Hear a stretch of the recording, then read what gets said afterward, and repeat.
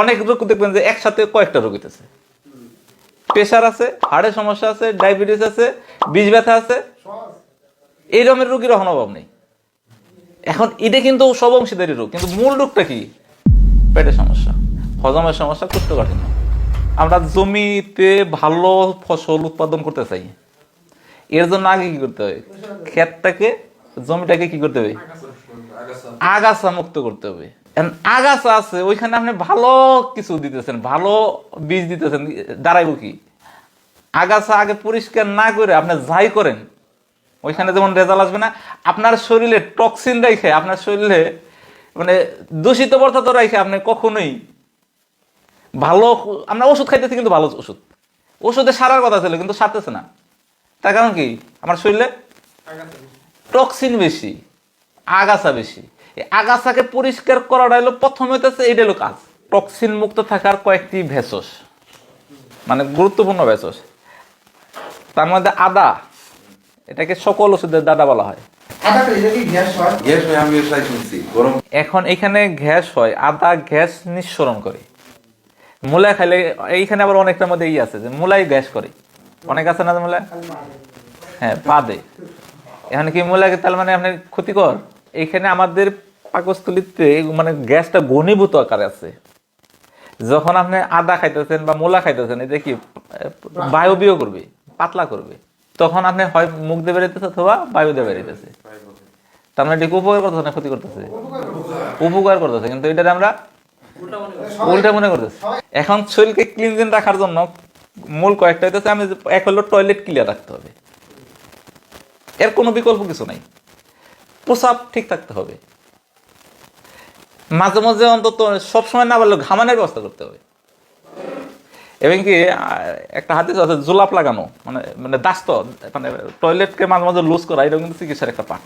এবং কি আমাদের আয়ুর্বেদিকের মধ্যে কিন্তু পাতলা পায়খানা করা, এটা কিন্তু একটা চিকিৎসা, এটা মাঝে মাঝে হওয়া ভালো।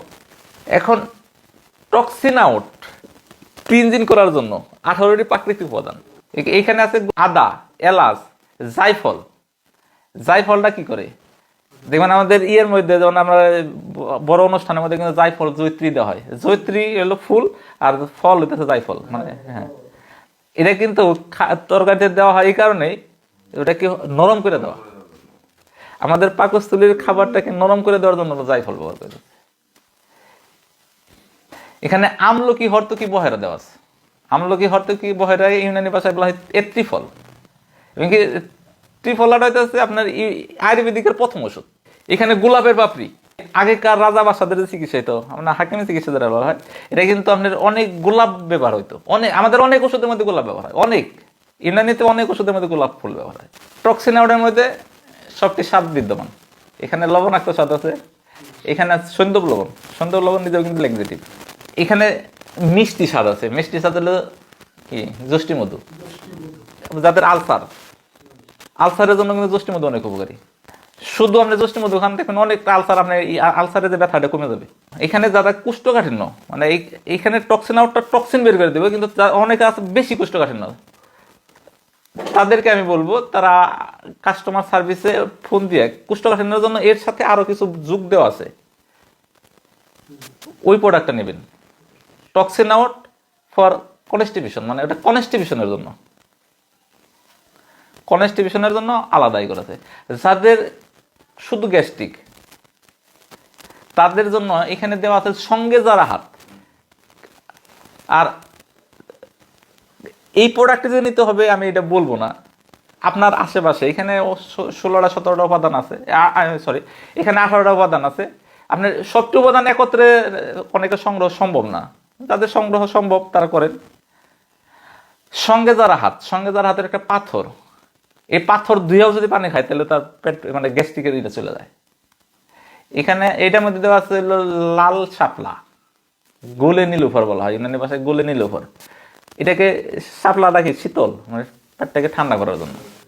সঙ্গে যারা হাতটা পাথর, এটাও পেটটাকে ঠান্ডা করায়। দেখ অনেক চিন্তা করে টক্সিন আউট প্রোডাক্টটা, আলহামদুলিল্লাহ এটার আমি আসলে আমিও নিজেও বিশ্বাস করি না যে এটার এত পজিটিভ রিভিউ। আমি আমার কোনো নাই, কিন্তু তো আমি আসলে আমি প্রতিদিন আল্লাহর কাছে যেটা করি যে আল্লাহ এখানে যেন আমার কোনো অহংকার না আসে। তখন রোগ তুমি দিছো, শেফা তুমি দিছো। এর পরেও কিছু মানুষের 100% মানুষের উপকার হবে, আমি এটা স্বীকার করি না, এটা স্বীকার করার কোনো উপায় নেই। তখন পৃথিবীতে এমন কোনো প্রোডাক্টই হয় না যারা 100% মানুষের উপকার করে। কিছু মানুষের উপরে আল্লাহর রহমত নাই, তখন আপনি তার প্রোডাক্ট দিয়ে কি করবেন?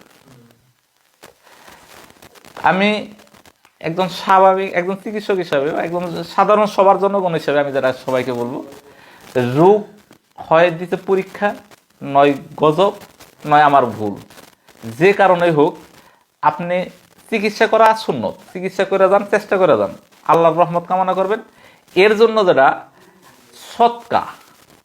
সৎকাটা মানে শুধুই না, যে কোনো বালার মধ্যে আপনি দান করেন, আল্লাহর কাছে পানা চান, 2 রাকাত নামাজ পড়ে, আল্লাহ যে কোনো, আমি আগে সবসময় বলি কোনো সমস্যায় প্রবলেম না, মানে সমস্যা পড়লে আপনি 2 রাকাত নামাজ পড়েন, আল্লাহর কাছে পানা চান, সৎকা দান খয়রাত করেন, আপনার সমর্থন অনুপাতে যা পারেন,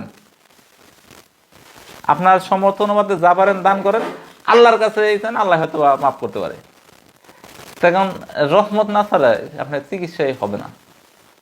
অনেকে টক পছন্দ করে, আবার অনেকে টক খাইতেই পারে না, এমন আছে না?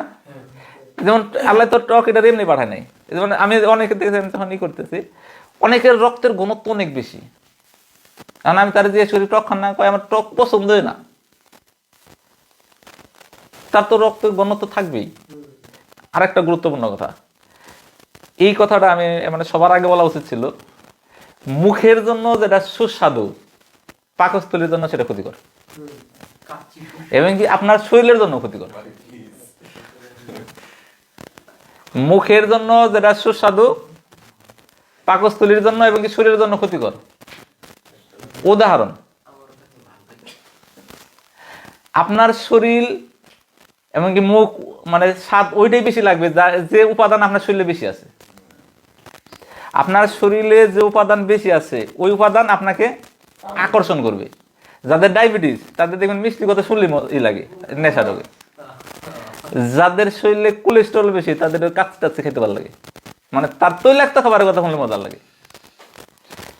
যারা সিগারেট খায়, যাদের নিকোটিন যাদের শরীরে আছে, যাদের শরীরে নিকোটিন একবার ঢুকে গেছে, তাদের সিগারেটের নাম শুনলে তার আকর্ষণ হয়ে যাচ্ছে। কিন্তু আমাদের হবে না, তার কারণ কি, আমাদের শরীরে নিকোটিন নাই, আমার বিরক্তি লাগে। এই যে আমাদের বিরক্তি লাগে, তার কারণে আমার শরীরে এটা নাই, এটা বিকর্ষণ করতেছে। আকর্ষণ কার করতেছে? যার শরীরে আছে। কখনোই মানে মুখের স্বাদের জন্য খাবেন না, খাবেন কির জন্য? সুস্থতার জন্য। পাকস্থলী যেন খুশি হয়, পাকস্থলী খুশি হয় যারা কালারফুল খাবার, সাতরা মানে মানে উপাদান মানে বিভিন্ন ইয়ের খাবার, স্বাদের খাবার, মানে বিভিন্ন স্বাদ বলতে মধু, অম্ল, লবণ, কটু, তিক্ত, কষা, মানে সব স্বাদ জানি আমরা থাকে, এটা কিন্তু লাগবে, সুস্থতার জন্য লাগবে। আমরা কখনোই মুখের তাগিদে খাবো না, সুস্থতা তাগিদে খাবো। এমনকি খাওয়ার নিয়ম সুন্নত মাইনে খাওয়ার চেষ্টা করবেন, কখনোই অতিরিক্ত খাবার খাবেন না।